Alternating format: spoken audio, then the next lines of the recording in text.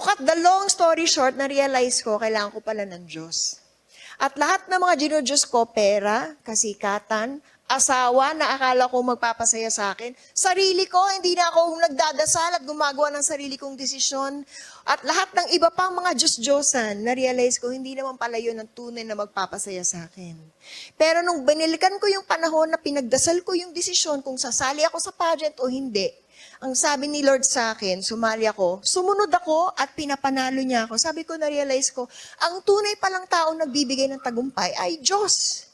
Selfish ako, yun ang naging motivasyon ng aking buhay, kaya ako bumalik sa Diyos. Sabi ko, gusto ko ulit magtagumpay.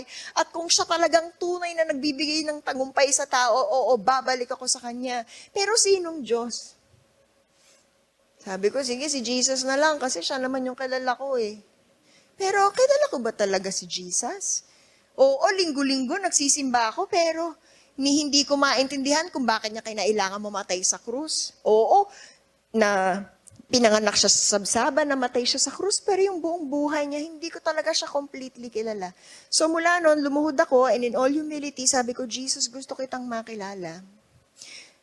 Pagmulat ng mata ko, yung friend ko nagpadala sa akin agad-agad ng chat sa Facebook. Sabi niya, Miriam, gusto mo magpunta sa Bible study? Sabi ko, grabe si Lord. Isang simpleng, sinserong dasal. Eto agad siya, oh. Yung Diyos na gumawa ng langit at lupa.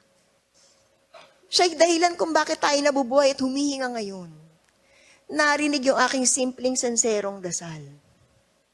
Nakita niyang lugmok ako sa kasalanan. Bumaba siya, kinuha niya yung aking kamay at hinango niya ako hanggang makarating ako sa kinalalagyan ko ngayon.